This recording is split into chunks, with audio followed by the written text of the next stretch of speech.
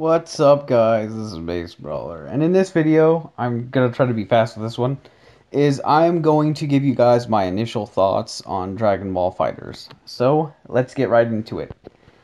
Oh my gosh, actually, yeah, this is where we're supposed to go. So when it comes to the story, I'm gonna divide this into three parts: story, gameplay, and arcade, because those are the main three things that I want to really talk about. And by story, I mean like not the way it's based. Actually, I'm gonna talk about everything that has to do with the story. So, okay, let's just get right into it. So the level-based system, it's sort of like a chessboard, sort of kind of like Dokkan Battle. I like that. I thought that's pretty cool. Um, the gameplay itself is awesome. It's not as, how do I say it? It's not as spam. Okay, I'm talking about like offline and like player versus enemy, not player versus player, okay? Obviously, if you spam as a player in PvP, then you're pretty much a noob. But yeah, in in offline player versus enemy, you kind of have to spam. Otherwise, yeah, the CPU is gonna kick your ass. At least in arcade mode. But I'm not talking about arcade mode. I'm talking about story. Um. Oh wait, yeah, I was gonna talk about gameplay separately. Oh my gosh. Okay, let's go back to story. Focus on story. So this video is gonna have spoilers. If I'm probably not gonna talk about the story at all when I get into my other points, but let's just talk about the story real quick. The story is pretty interesting, and when I first saw clips of it on YouTube, I thought it was very boring. Not only boring, but I thought it was retarded. I was like, what the hell is going on? They're just talking about this random Android 21 character. And I guess technically I had like an obsession with Android 21 just because I was wondering why the hell does she exist? Like what like I was trying to find something maybe that would cause me to like her, but I couldn't at first. But then I watched more clips and I actually played the game and she is actually a lot more interesting than I thought. But that doesn't mean I like her. It just means she's more interesting and yeah. And I can actually play as her without crying or complaining, whatever. So, yeah, the story is good. It's about basically like, the character's spirit or something is inside everyone and controlling them.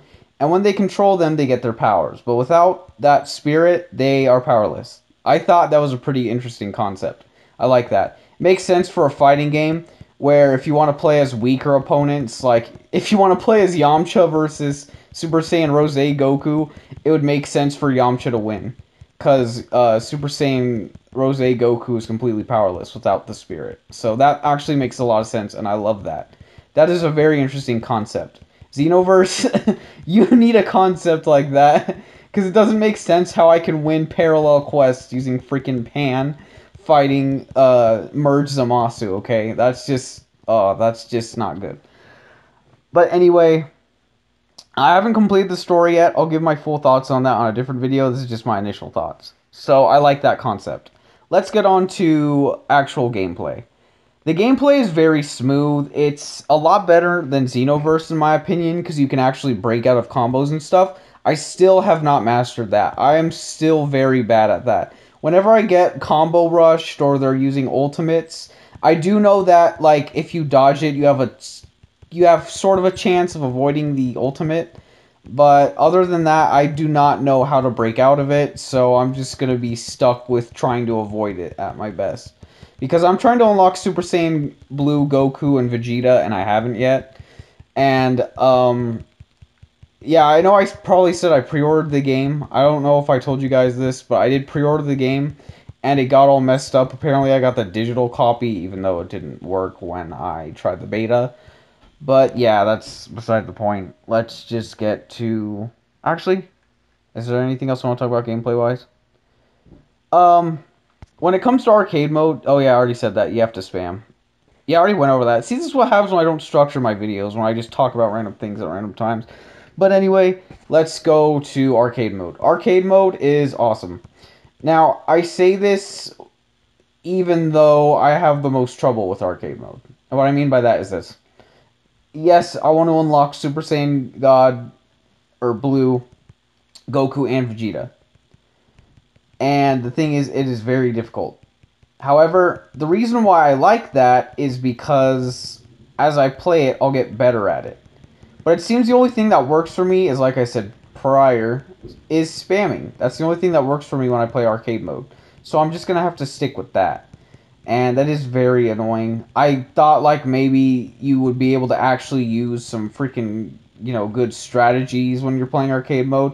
But all the enemies... Here's how arcade mode works in Xenoverse, at least hard mode. Alright, you go to attack. They perfectly time, because they have an AI, they have code. They perfectly time their assist, and they know what the assist will do, because again, perfectly timed code.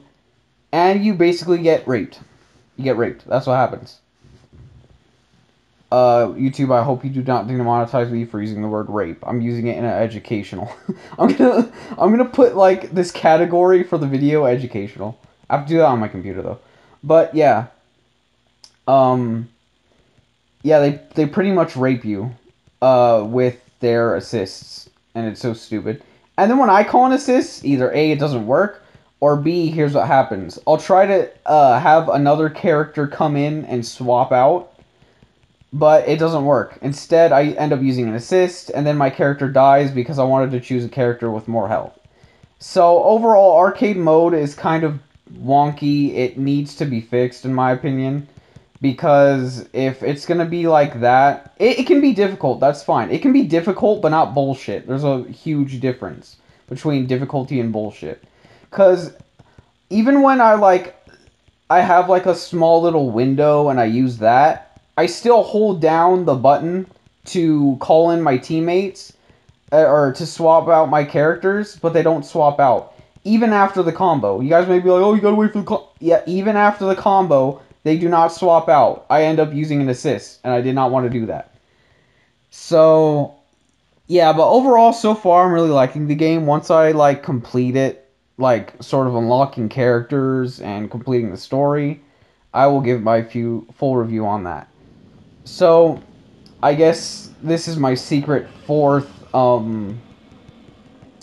category, because I kind of want this video to be kind of long. I didn't want it to be long at first, but I can make it long. It's not that big of a deal. My fourth category is comparing it to the game you are seeing on your screen. Okay. Now, obviously, it's not very fair to compare a mobile game to a AAA title on console. Okay, that's not exactly the fairest of things to do. But here's what I am going to compare. Okay. And say this. I'm gonna say this outright. I know it's hard for you guys to believe. I make a manga on it, but whatever. FighterZ is way better than the final power level warrior. It just is. However, here's the thing. For a mobile game, I still enjoy the final power level warrior. In fact, I'm playing this motherfucker right now for how much I enjoy it. God, please, moderators, do not notice that. Just pretend I didn't say that, okay? Let's just all live happily, okay? You know, positivity on YouTube, all that positivity. Anyway, yeah, but I love this game to death. I love the Final Power Level Warrior. I love Dragon Ball FighterZ. They are both amazing, what's it called? 2D fighting games. They are amazing. And I could not ask for better video games. I could not. This is just awesome. I get a 2D fighter on my phone with a ton of characters and a huge roster and endless fun when I'm at work or, going to the bathroom. And then also in my room I have a amazing console fighting game. And I honestly feel like the happiest person in the world right now. Even though I rage whenever I lose in arcade mode. But I actually beat my first game of arcade mode. Yes, I got a D. Whatever. At least I beat it. Before I couldn't. I could not beat it before. But, yeah. And if you're having trouble with arcade mode, just spam.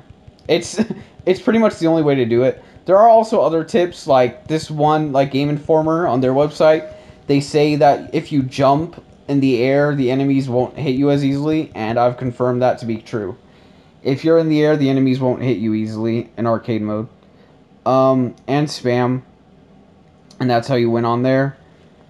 And yeah, so I'm gonna do one more fight here and show off a form that I want to be in both Xenoverse 2 and Dragon Ball FighterZ. How the hell did this game get it before those? I don't know. But then again, what's it called? What was I gonna say? Never mind. Anyway, I want to thank you guys for watching this garbage video. I'm just kidding. It's pretty damn beautiful. Just like Rex said, wait, what? I did not say that. Just pretend I didn't say that. And your day will be fine, okay? And if you don't like to pretend, then oh well, just tell me about how weird I am and how, you know, what's it called? Never mind. Thank you all for watching this glorious video. I hope you guys enjoyed it, and I'll see you guys in the next one, or whenever that may be. Probably next year. No, I'm just kidding. Goodbye.